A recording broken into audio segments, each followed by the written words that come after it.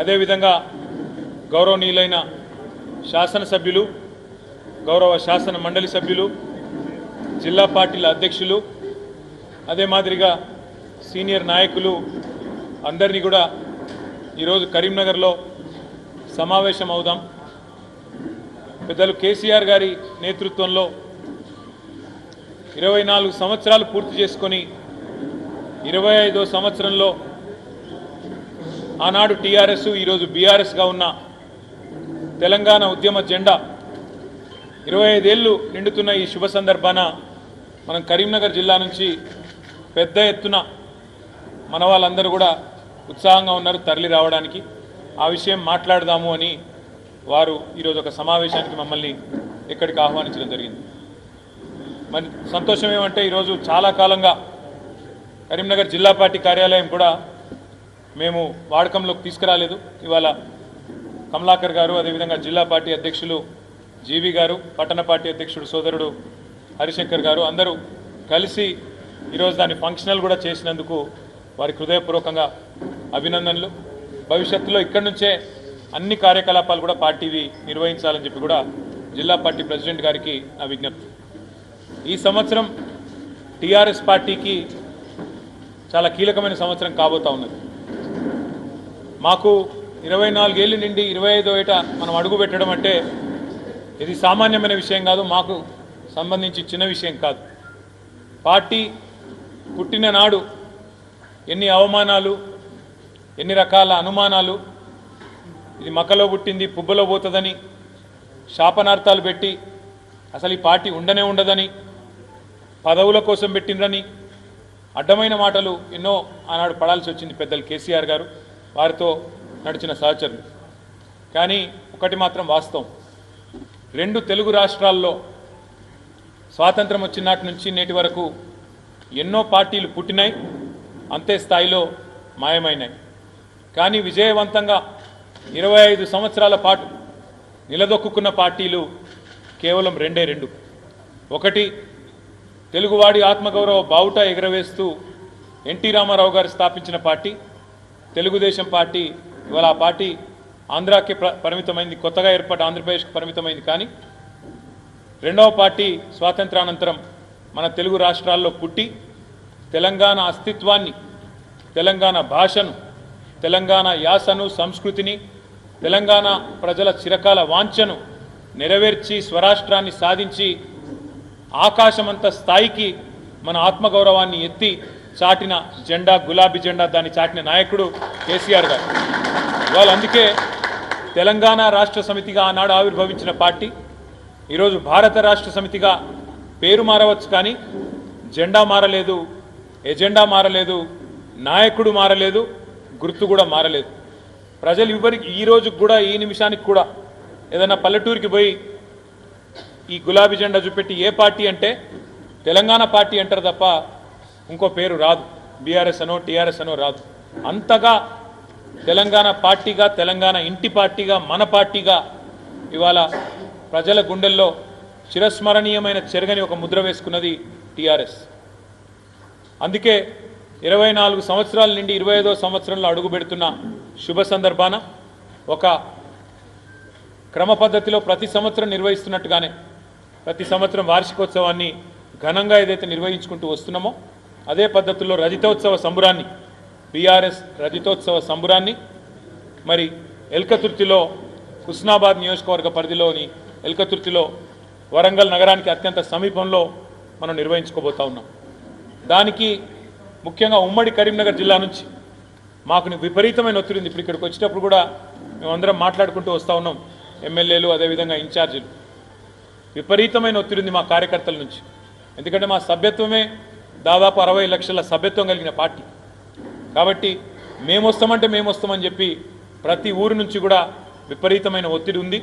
తప్పకుండా నాకున్న విశ్వాసం, స్పందన చూస్తుంటే, మా ఈ కార్యక్రమానికి స్వచ్ఛందంగా వస్తున్న ఒక మద్దతు చూస్తుంటే లక్షలాది మందితో అపురూపంగా మరి సభ నిర్వహిస్తాము అనే మాట కూడా నేను విజ్ఞప్తి చేస్తా ఉన్నా. ఇప్పటికే పోలీస్ పర్మిషన్ కూడా మార్చ్ 28 నాడు అప్లై చేసినాం.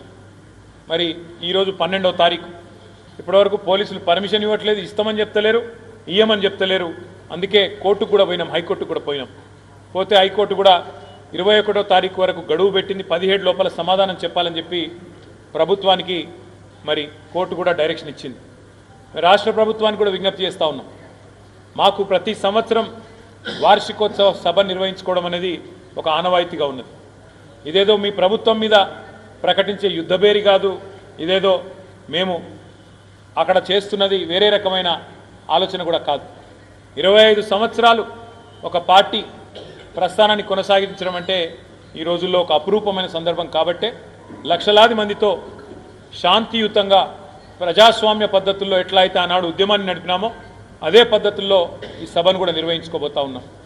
1250 ఎకరాల ప్రాంగణం మొత్తంగా, అంటే ట్రాఫిక్ కూడా అంతరాయం లేకుండా, పార్కింగ్ కూడా ఇబ్బంది లేకుండా, వచ్చేటోళ్లకు దూరం నుంచి నడిచే అవస్థ లేకుండా ఆ సభ పక్కకే, బహిరంగ సభ ప్రాంగణం పక్కకే మొత్తం పార్కింగ్ కూడా 3 భాగాలుగా దాదాపు 1000 ఎకరాల్లో పార్కింగ్ కూడా ఏర్పాటు చేస్తూ ఉన్నాం.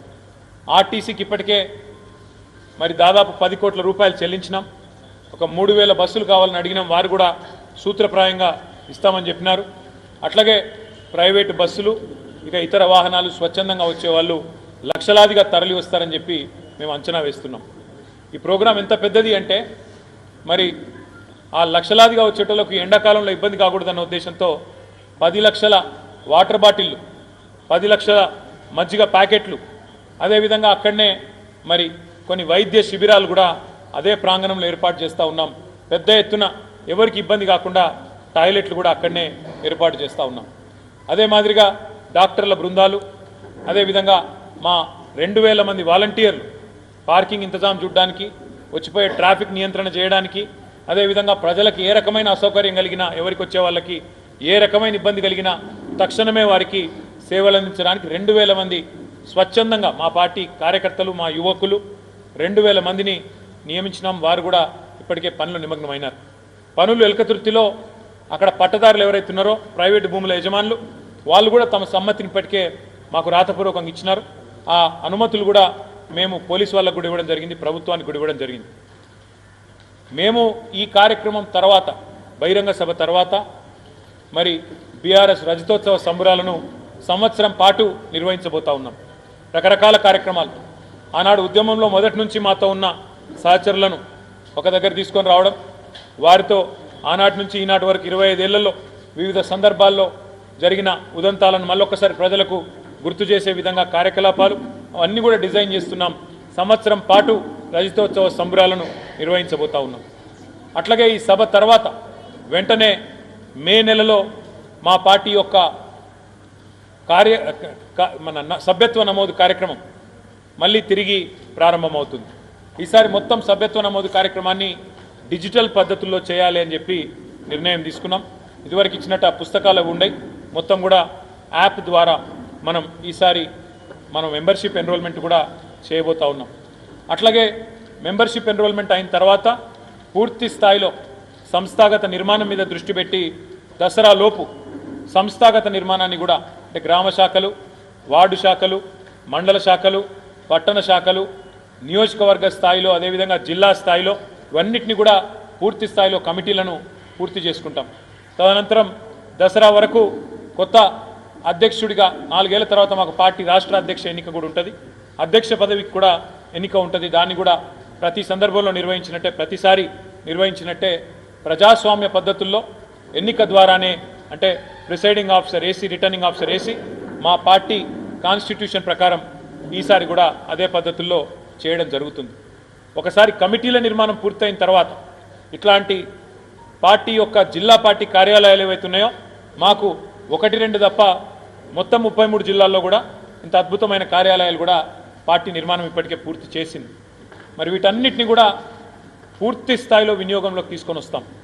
కార్యకర్తలకు నియోజకవర్గాల వారీగా, ఉదాహరణకు కరీంనగర్ జిల్లాలో, అంటే కొత్త కరీంనగర్ జిల్లాలో కరీంనగరు, మానకొండూరు, చొప్పదండి, హుస్నాబాద్, హుజురాబాద్ 5 నియోజకవర్గాలు ఉన్నాయి. ఒక్కొక్క నియోజకవర్గం నుంచి సుశిక్షితులైన ఎంపిక చేయబడ్డ 500 మందిని ఇదే జిల్లా పార్టీ కార్యాలయంలో శిక్షణ కార్యక్రమాన్ని కూడా ఒక రోజు లేదా 2 రోజుల పాటు వివిధ అంశాల మీద కూడా ఆ కార్యక్రమాన్ని కూడా ఈ సంవత్సరమే ప్రారంభిస్తాం. దాన్ని కూడా పూర్తి స్థాయిలో అంటే ఇవాళ కాంగ్రెస్ బీజేపీ చేస్తున్న అన్యాయం, 11 ఏళ్లుగా బీజేపీ చేస్తున్న అరాచకం, మరి గత 16 నెలలుగా కాంగ్రెస్ చేస్తున్న దుర్మార్గ పాలన, ఏమేం వాళ్ళు చేస్తున్నారు, ఏమేం మనం చేసినాం, ఇవన్నీ కూడా ఒకసారి గుర్తు చేసే విధంగా ఉద్యమ పార్టీగా టీఆర్ఎస్ సాధించిన విజయాలు, ఉద్యమ పార్టీగా రాష్ట్రాన్ని సాధించిన వైనం, దానికోసం జరిగిన పోరాటాలు, దానికోసం జరిగిన త్యాగాలు, ఇవన్నీ కూడా మళ్ళీ ప్రజల దృష్టికి తీసుకొచ్చే విధంగా ఈ శిక్షణ కార్యక్రమాలు ఉంటాయి. అట్లాగే 10 సంవత్సరాలు టీఆర్ఎస్ ఏ రకంగా అద్భుతంగా పరిపాలన అందించింది, భారతదేశంలోనే రాష్ట్రాన్ని అగ్రగామిగా నిలబెట్టింది, అట్లాంటిది సాంస్కృతికంగా కూడా పెద్ద ఎత్తున మన భాష మీద యాస మీద జరిగిన దాడిని తిప్పికొడుతూ ఆనాడు తెలంగాణ ధూమ్ధాం పేరుతో ఉద్యమంలో ఎట్లా అయితే అద్భుతంగా సాంస్కృతిక పునరుజ్జీవనానికి ఒక పెద్దపీట వేసినామో, రాష్ట్రం వచ్చిన తర్వాత కూడా సాంస్కృతిక సారథి అనే బృందాన్ని నియమించి ఏ రకంగా మరి తెలంగాణ భాషకు యాసకు పెద్దపీట వేసినామో తిరిగి మళ్ళీ ఒకసారి అవన్నీ యాద్ చేసే విధంగా ఈ శిక్షణ కార్యక్రమాలు ఉంటాయి. తదనంతరం ఒకవేళ స్థానిక సంస్థలు వస్తే, స్థానిక సంస్థల ఎన్నికలు వస్తే వాటిని కూడా ఎదుర్కొంటాం ప్యారలల్గా మా పార్టీ సంస్థాగత నిర్మాణం. అందుకే ఈ సంవత్సరం కీలకమని నేను చెప్పిన. మా మహాసభతో పాటు ఏప్రిల్ 27 నాడు రజతోత్సవ సభతో పాటు మెంబర్షిప్ తర్వాత కమిటీల సంస్థాగత నిర్మాణం, కమిటీల ఎంపిక, తదనంతరం శిక్షణా కార్యక్రమాలు ప్రతి జిల్లాలో ప్రతి నియోజకవర్గాన్ని యాక్టివేట్ చేసే విధంగా చేయబోతా ఉన్నాం. ఇక మీకు తెలుసు, రాష్ట్రంలో ప్రస్తుతం ఉన్న రాజకీయాల గురించి కూడా మీకు తెలుసు. ఒకటి మాత్రం పక్కా, రెండు ఢిల్లీ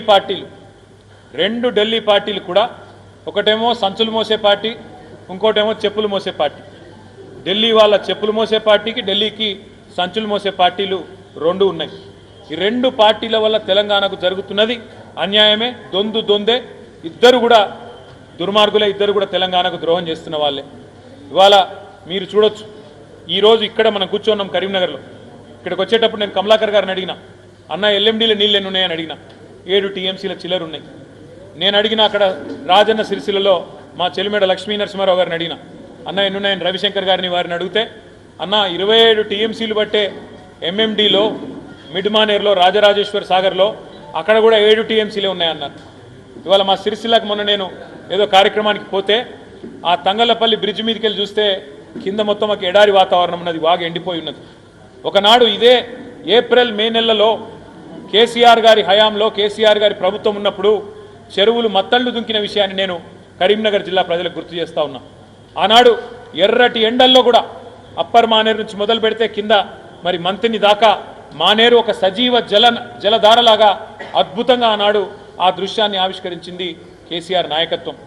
ఫ్లడ్ ఫ్లో కెనాల్ను అక్కడ పైనున్న కొరుట్ల నుంచి మొదలు పెడితే కింద హుజురాబాద్ అవతల దాకా ఒక సజీవ జలధారగా మార్చింది కేసీఆర్ నాయకత్వం.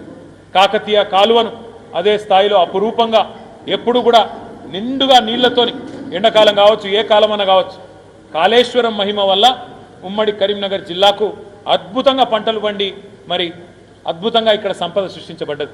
ఇవాళ కేవలం కేసీఆర్ గారి మీద గుడ్డి కోపంతో, గుడ్డి వ్యతిరేకతతో మేడిగడ్డేదో కొట్టుకపోయిందని చెప్పి ఎన్నికలకు ముందు చేసిన చిల్లర ప్రచారం ఏదైతే ఉన్నదో, ఒక చిన్న పర్రె పడితే ఒక పిల్లర్, అంటే 370 పిల్లర్లుంటే ఒక్క పిల్లర్లో పడ్డది పర్రె.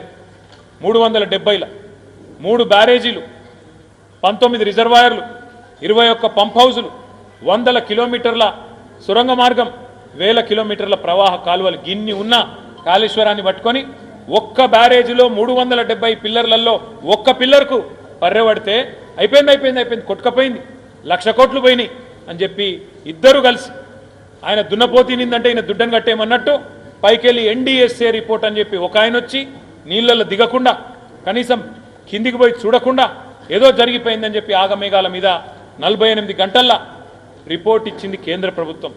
ఆ రిపోర్ట్ను పట్టుకొని ఆయన దున్నపోతీనిందని కాంగ్రెస్ వాడు అంటే, రాహుల్ గాంధీ అంటే ఎన్డీఏ ప్రభుత్వం వచ్చి ఇగో దుడ్డని కట్టేయమన్నట్టు ఆ రిపోర్ట్ ఇచ్చింది. మరి నేను అడుగుతా ఉన్నా, ఈరోజు 48 గంటల్లోనే రిపోర్ట్ ఇచ్చిన మీరు మేడిగడ్డ మీద సుంకిశాల రిటైనింగ్ వాల్ కూలిపోతే ఒక్క బీజేపీడు మాట్లాడాడు ఎందుకు? ఏ ఎన్డీఎస్ఏ కదలదు ఎందుకు? అట్లే ఎస్ఎల్బీసీ టన్నల్ కూలిపోయి 8 మంది చచ్చిపోయినారని చెప్పి వార్తలు వస్తున్నాయి. మరి 8 మంది చచ్చిపోయినా, టన్నల్ కూలిపోయినా కేంద్ర ప్రభుత్వంలో మాత్రం దున్నపోతు మీద వానబడ్డట్టే తప్ప కనీసం ఒక్క మనిషి రాడు. ఒకరు మాట్లాడరు ఈ ప్రభుత్వం మరి ఇట్లా తప్పు చేస్తున్నదని మాట రాదు, ఎన్డీఎస్ఏ రాదు, ఎవరు కూడా రారు. అంటే దీన్ని బట్టి ఏమర్థమవుతున్నది, ఇద్దరు కలిసి బీజేపీ కాంగ్రెస్ కలిసి కేసీఆర్ గారిని బద్నాం చేయాలని. కానీ వాళ్ళు ఎన్ని అనుకున్నా అది నెరవేరది. ఎందుకంటే మేడిగడ్డ ఎక్కడైతే వీళ్ళు ఏదో జరిగిందని చెప్పి అభూత కల్పనలు సృష్టిస్తున్నారో ఇప్పటికే అది జరిగి 16-17 నెలలైంది. మధ్యలో భూకంపం వచ్చింది. మేడిగడ్డకు కొద్ది దూరమే ఎపి సెంటర్ ఉండే భూకంపాన్ని, అయినా ఆ అతి భారీ భూకంపాన్ని కూడా తట్టుకొని నిలబడ్డది మన మేడిగడ్డ, మన కాళేశ్వరం. అట్లాగే 28 లక్షల క్యూసెక్కులు వరద వచ్చిన ఆ వరదను కూడా తట్టుకొని నిలబడ్డది మేడిగడ్డ. అందుకే కరీంనగర్ ఉమ్మడి జిల్లా రైతాంగం తరపున మేము ప్రభుత్వాన్ని డిమాండ్ చేస్తున్నాం. గతంలో కూడా మేము అందరం పోయినాం, ఎమ్మెల్యేలం, ఇన్ఛార్జీలం, కాళేశ్వరం కూడా పోయినాం. కిందికి నీళ్లు వృధాగా పోతున్నాయి, దయచేసి పైన చేన్లు ఎండుతున్నాయి. అప్పర్ మానేరు నుంచి మొదలు పెడితే కింద మంతిని దాకా చేన్లు ఎండిపోతూ ఉన్నాయి. మీరు కేవలం మా మీద కోపంతో, మా పార్టీ మీద కోపంతో, కేసీఆర్ గారి మీద ద్వేషంతో, కేసీఆర్ ఆనవాళ్ళు ఉండొద్దని చెప్పి ఇవాళ కిందికి నీళ్లు ఆంధ్రాకు సముద్రానికి పోతుంటే వృధాగా గుడ్లప్పగించి చూస్తున్నారు కదా. మీరు అనుకుంటే 3 నెలల్లో ఆ కాంట్రాక్టర్ తయారున్నా అని చెప్పిండు, ఒక్క పైసా కూడా ప్రభుత్వానికి పడదని చెప్పిండు, నేనే రిపేర్ చేస్తాను కూడా చెప్పిండు. ఆ పని చేయించండి అని చెప్పి ఉమ్మడి కరీంనగర్ జిల్లా రైతుల తరపున అడుగుతా ఉన్నాం. వెంటనే స్పందించి ఈ ఎండాకాలంలోనే మేడిగడ్డకు రిపేర్ చేస్తే మరి మళ్ళా పంటలు ఎండిపోయే పరిస్థితి ఉండదు. మీరు ఇప్పటికే రైతు బంధు ఇయ్యలే, రుణమాఫీ చేయలే, రైతులకు బోనస్ ఇయ్యలే, కరెంటు చక్కగా ఇస్తలేరు, నీళ్లు కూడా చక్కగా ఇయ్యక మళ్ళా రైతులు ఇప్పటికి 520 పైచిలకు మంది కాంగ్రెస్ ప్రభుత్వం వచ్చినాక ఆత్మహత్యలు చేసుకునే దుస్థితి ఉన్నది. ఈ పరిస్థితి ఇంకా తీవ్రం కావద్దు అంటే వెంటనే ప్రభుత్వం తన దున్నపోతు నిద్రల నుంచి మేల్కోవాలి. ఇవాళ మిడ్ మానేర్ కానీ, ఎల్ఎండి కానీ, యుఎండి కానీ, చెరువులు కానీ ఈ ప్రాంతంలో మొత్తం నింపే విధంగా వెంటనే అక్కడ రిపేర్ పూర్తి చేసి 2-3 నెలల్లో నీళ్లు పంపింగ్ స్టార్ట్ చేయాలని చెప్పి కూడా మేము డిమాండ్ చేస్తూ ఉన్నాం. ఇటు ప్రజా పోరాటాలు కొనసాగిస్తూనే మరొక వైపు ప్రభుత్వ అవినీతిని కూడా ఎండగడుతూనే ఉంటాం. నిన్నగాక మొన్న హైదరాబాద్ సెంట్రల్ యూనివర్సిటీలో 400 ఎకరాల భూమిని, అటవీ భూమిని ఇవాళ బ్యాంకులకు కుదబెట్టి పైసలు తెచ్చినామని చెప్పి నిన్న పిసిసి ప్రెసిడెంట్ మహేష్ గౌడ్ గారు చెప్తున్నారు. కానీ మళ్ళీ ఇంకా కూడా స్వయంగా పిసిసి అధ్యక్షుడే చెప్తుంటే కుదబెట్టినామని ఏం లేదని చెప్పి ఇంకో మంత్రి గారు మాట్లాడుతూ ఉన్నాడు. ఫస్ట్ కాంగ్రెస్ వాళ్ళు కూర్చోండి ఒక కాడ, కుదబెట్టినరా, అమ్మినరా, లేకపోతే మొత్తం దోసుకున్నారా, ప్లాట్లు కొట్టి మొత్తం లోపలనే కొట్టేసినరా, ఇదేందో కానీ మీరు మాట్లాడుకొని స్పష్టంగా బయటికి రండి, ఏం చెప్పదలుచుకున్నారు. మేము స్పష్టంగా ఆరోపిస్తూ ఉన్నాం. మొన్న జరిగింది సెంట్రల్ యూనివర్సిటీ భూముల్లో కంచె గచ్చిబౌలిలో భారతదేశంలోనే అతిపెద్ద ఫ్రాడ్ ఎట్లా అంటే నేను ఒకటే మాటలు చెప్తా. మీకు ఉన్న సంపద కంటే ఎక్కువ ఉన్నట్టు చూపెట్టి బ్యాంకులను, మార్కెట్లను మోసం చేసి ఇవాళ డబ్బులు తెస్తే ఫ్రాడా కాదా? మీకు అధికారం లేని భూమి అంటే మీది కాని భూమిని నాది అని చెప్పి మీరు తంకా పెడితే అది తప్పా కాదా? ఇది ఫ్రాడా కాదా? అందుకే కాంగ్రెస్ పార్టీ నాయకత్వాన్ని నేను అడుగుతున్నా. మీరే అసెంబ్లీలో చెప్పినారు మొన్న మేము కుదబెడుతున్నామని, నిన్న పిసిసి ప్రెసిడెంట్ చెప్తున్నాడు కుదబెట్టినామని. అందుకే కాంగ్రెస్ పార్టీ యొక్క అవినీతిని ఒకవైపు బయట పెడుతూనే ఉంటాం, ప్రజా పోరాటాలకు మద్దతుగా ఉంటాం. మా పార్టీ మరొక 25 ఏళ్ల పాటు చెక్కు చెదరకుండా ఉండే విధంగా సుశిక్షితులైన కార్యకర్తలను, సైనికులను తయారు చేసుకుని ముందుకు పోతాం. మీడియా కూడా మాకు ఉద్యమంలో సహకరించింది, అధికారంలో ఉన్నప్పుడు సహకరించింది, ప్రతిపక్షంలో కూడా మీరు సహకరిస్తున్నారు. మీకు కూడా ప్రత్యేకంగా ధన్యవాదాలు. మీకు కూడా అక్కడ ప్రత్యేకంగా ఏర్పాట్లు కూడా చేస్తూ ఉన్నాం. కరీంనగర్ నుంచి వచ్చే వాళ్ళకి, హైదరాబాద్ నుంచి వచ్చే వాళ్ళకి కూడా ప్రత్యేక ఏర్పాట్లు కూడా చేయడం జరుగుతుంది. కమలాకర్ గారు, జీవి రామకృష్ణారావు గారు ఆ ఏర్పాట్లన్నీ కూడా చూస్తారని చెప్పి కూడా తెలియజేస్తూ, మీకు ఏమైనా ప్రశ్నలు ఉన్నాయో ఏమైనా అడగదలుచుకున్నా అడగొచ్చని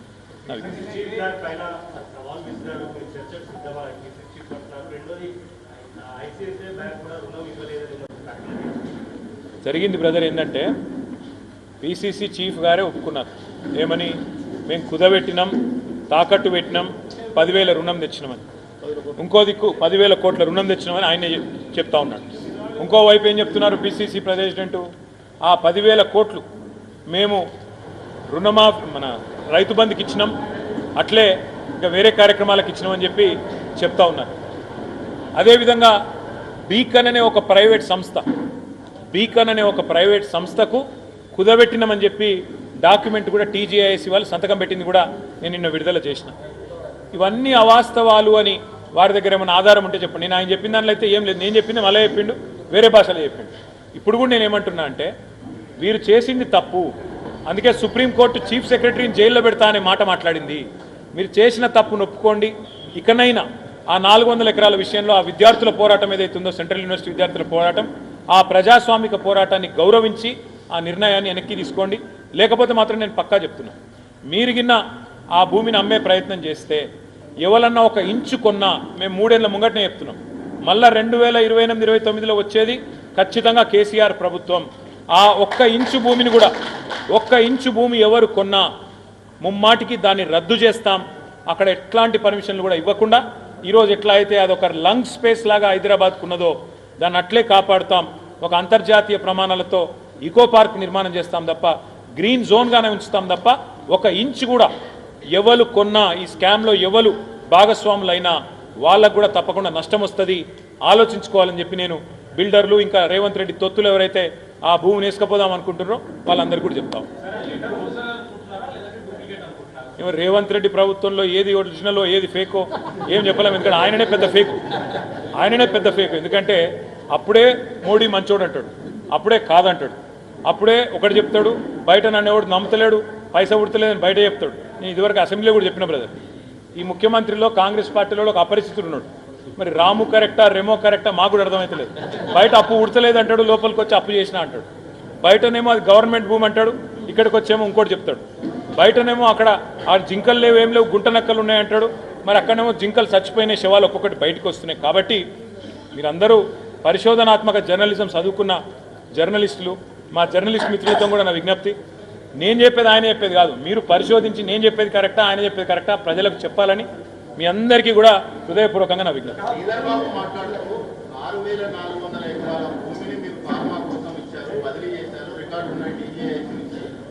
మీరు అమ్మినప్పుడు తప్పు కాదు ఒకటి. రెండవది కానాంబెట్ మోకిలా తర్వాత అదే కోకాపేట దగ్గర ఆ భూములన్నీ మీరు అమ్మారు, ప్లాట్లు చేసి మరి తుణుకలు ఆ తుణుక ఈ తుణుక. చాలా మంచి ప్రశ్న, పైసలు వస్తాయని చెప్పి చాలా మంచి ప్రశ్న. అర్థమైంది ప్రశ్న, అర్థం. చాలా మంచి ప్రశ్న మీరు అడిగింది, తొందరపడి చాలా మంచి ప్రశ్న. ఎందుకంటే మేము కూడా భూములు అమ్మినాం. మాకంటే ముందు కాంగ్రెస్ వాళ్ళు అమ్మినాం, అంతకంటే ముందు టీడీపీ వాళ్ళు అమ్మినాం. ప్రభుత్వానికి పన్నేతర ఆదాయం కోసం ఏ ప్రభుత్వానికైనా ఇవాళ తప్పే పరిస్థితి లేదు. ఇక్కడ ప్రజల మీద పన్నులు పెంచలేము, మరి పన్నేతర ఆదాయం కావాలి, రాష్ట్రం సంపద పెరగాలి, ప్రజలకు పంచాలి. మేమేం చేసినాం బ్రదర్, నువ్వు చెప్పిన అన్ని కరెక్టే. ఏది ఈడమ్మినరు ఆడమ్మినరు 4 పేర్లు చెప్పినావు కదా, అక్కడ కరెక్టే మేము అమ్మినాం. కానీ ఎవరు అమ్మినరు దాన్ని? రాష్ట్ర ప్రభుత్వ సంస్థ అయిన హెచ్ఎండిఏ అమ్మింది, టీఎస్ఐఏసి అమ్మింది. మేము మధ్యలో ఉన్న బ్రోకర్ తెచ్చి 170 కోట్ల కమిషన్ ఇచ్చి వాడి చేతుల్లో భూమిని తాకట్టు పెట్టిన పరిస్థితి మేము చేయలేదు కదా. మేము అమ్మింది ప్రభుత్వ సంస్థ టీఎస్ఐఏసి, ప్రభుత్వ సంస్థ హెచ్ఎండిఏ. అంతేగాని మధ్యలో ఉన్న బ్రోకర్ని తెచ్చి. నేను అడుగుతున్నా బ్రదర్, మీరు ఆలోచన చేయండి. 10,000 కోట్ల రుణానికి 170 కోట్ల కమిషన్ ఇస్తారా ఎవడన్నా ప్రపంచంలో బ్రోకర్కు? అంటే 1.7% బ్రోకరేజ్, 1.7%. నేను ఇంకొకటి అడుగుతున్నా, ఇప్పుడు భూమి మీద అనుకోండి, ఉదాహరణ మీదే భూమి అనుకోండి. మీదే భూమి అయితే భాస్కర్ గారు, మీరు దొంగసాటున అర్ధరాత్రి జేసీబీలు పెట్టుకొచ్చి సాఫ్ చేసే ప్రయత్నం చేస్తారా? నెంబర్ 1. పోనీ మీదే భూమి అనుకో, సీదా అమ్ముకోవచ్చు కదా ఆవిడ నాపిండా నీ భూమి అయితే. మరి దాన్ని మళ్ళీ తాకట్టు పెట్టే కర్మ ఎందుకు వచ్చింది? ఇదంతా ఎందుకు జరిగింది అంటే వీళ్ళకు పూర్తిగా తెలుసు ఆ భూమి అటవీ భూమిగా గుర్తించబడుతుందని తెలుసు.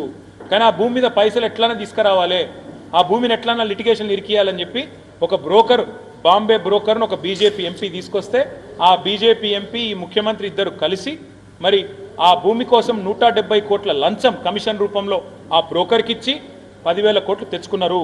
భూమిని తాకట్టు పెట్టింది బీకన్ అనే సంస్థకు, అకౌంట్ చేసింది ఐసిఐసిఐ బ్యాంకులా. నేనేమంటున్నా అంటే మేము భూములు అమ్మినామంటే మేము అమ్మింది టీఎస్ఐఏసి ద్వారా, మాకు బ్రోకర్లను పెట్టలే, ఎవరికి కమిషన్ ఇయ్యలే, ప్రజల పైసలు.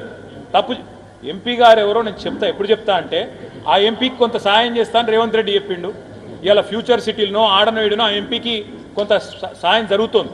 అది జరిగినాక కాగితంతో సహా బయటకు వచ్చి ఈ ఎంపీ, ఈయన బ్రోకరు, ఈ బ్రోకరేజు, ఈ ముఖ్యమంత్రి, ఈయన వీళ్ళ పాత దందాలు అన్నీ బయట పెడతా. మీరు జర్ర ఓపికగా ఉండండి.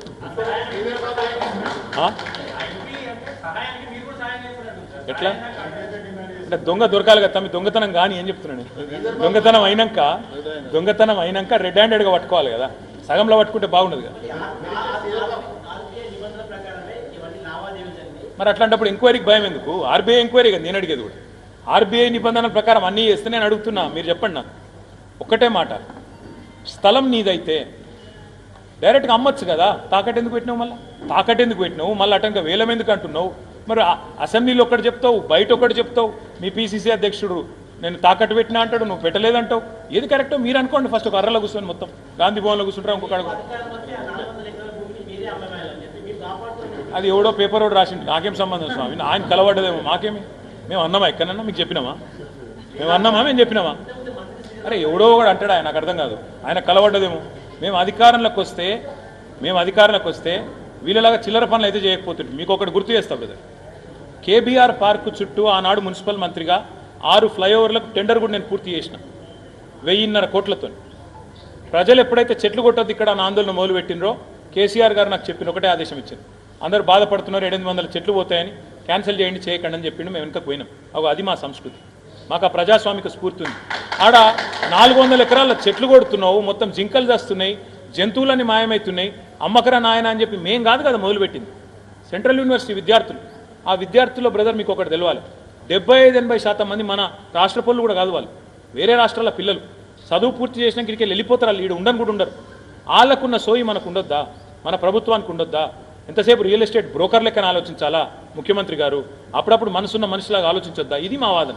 అందుకే నేనేం చెప్పినా, ఎవరన్నా కొంటే ఒక ఇంచు కొన్నా మా ప్రభుత్వం మమ్మల్ని బద్నాం చేయొద్దు. ఇప్పుడు మేము 3 ఏళ్ల ముందు చెప్తున్నాం, ఎవడు కొన్నా ముమ్మాటికి దాన్ని రద్దు చేస్తాం, ఎట్టి పరిస్థితిలో కొనకండి, పార్టిసిపేట్ చేయకండి, ఈ స్కామ్లో మీరు కూడా భాగస్వాములు అవుతారని చెప్తా ఉన్నాం. Thank you. పర్యావరణం గుర్తొస్తుంది, జింకలు గుర్తొస్తున్నాయి. మూసీ విషయంలో ఎందుకు మీరు మూసీని మాత్రం వద్దంటున్నారు? పర్యావరణం దెబ్బతింటుంది, మేము పర్యావరణాన్ని బాగు చేస్తాము. మూసీ విషయంలో పర్యావరణం ఒక నీతి, హెచ్సీ విషయంలో ఇంకో నీతి అని చెప్పేసి అసలు ఇతర కాంగ్రెస్ నేతలు అంటున్నారు. బాబు శ్రీధర్ బాబుకి ఏమైనా చెప్తే కదా ముఖ్యమంత్రి, మూసీలు ఏం జరుగుతుందో తెలుసా? శ్రీధర్ బాబు 1,50,000 కోట్ల కుంభకోణం జరుగుతుంది. ముఖ్యమంత్రి గారు 180 లక్షలు. నేను ఒక్కటి అడుగుతున్నా భాస్కర్, మీరు చెప్పండి నాకు, 6 గ్యారంటీలకు పైసలు లేవట, తులం బంగారంకు పైసలు లేవు, పిల్లలకు ఫీజు రీంబర్స్మెంట్కు పైసలు లేవు, పంచాయతీలకు పైసలు లేవు, పెన్షన్లు పెంచేందుకు పైసలు లేవు, రైతులకు రుణమాఫీ చేయడానికి పైసలు లేవు, రైతు బంధు ఇచ్చేందుకు పైసలు లేవు, రైతు కూలీలకు ఇచ్చేందుకు పైసలు లేవు, కౌలు రైతులకు ఇచ్చేందుకు పైసలు లేవు, అసలు మొత్తం మహిళలకు 2,500 ఇచ్చేందుకు పైసలు లేవు. కానీ 1,50,000 కోట్ల రూపాయలు మూసీని ఎవరిని ఉద్ధరించేందుకు మూసీ చేస్తావు? నువ్వు ఇచ్చినావా? ఎన్నికల మేనిఫెస్టోలు చెప్పినావా? 100 రోజుల్లో చేస్తా అని చెప్పినావా? 100 రోజుల్లో ముందు చేస్తా అన్నవి చెయ్యి. మూసీ పర్యావరణం ఎవడు అడ్డుకుంటున్నాడు? అక్కడ స్థానికంగా ఉండే ప్రజలు అడ్డుకుంటున్నారు. అక్కడ స్థానికంగా ఉండే ప్రజలు ఏమంటున్నారు? ఎవడు అడిగి నిన్ను చేయమని అడుగుతా ఉన్నారు. ఇంకోటి మీకు తెలియదు, నా మాట దయచేసి ఒకసారి వినండి, అర్థం చేసుకోండి. మూసీలో 100%, హైదరాబాద్లో 100% సివరేజ్ ట్రీట్మెంట్ చేసిందే మేము, మా ప్రభుత్వం.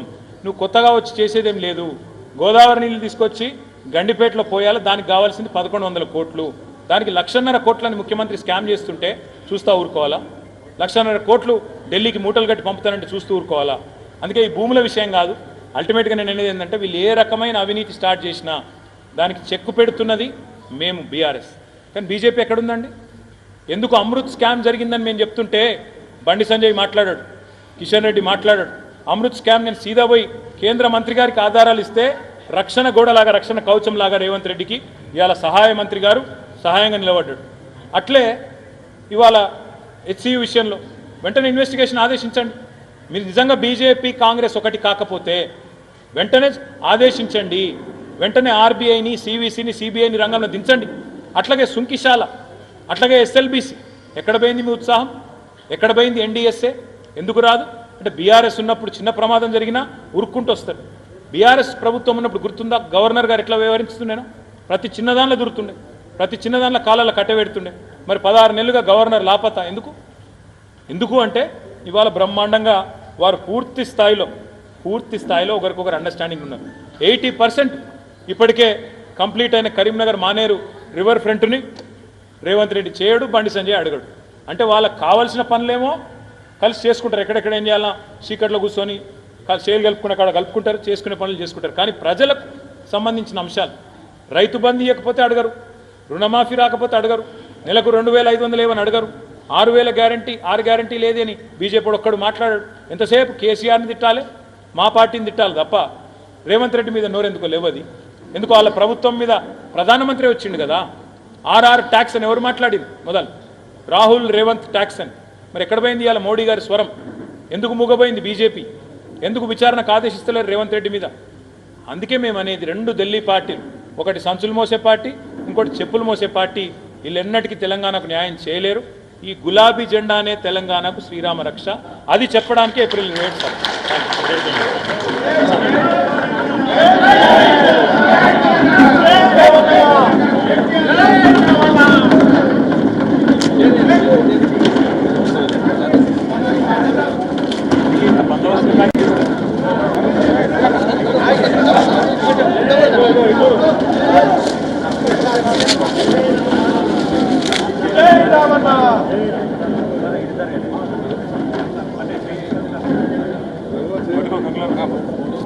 జై రావణ.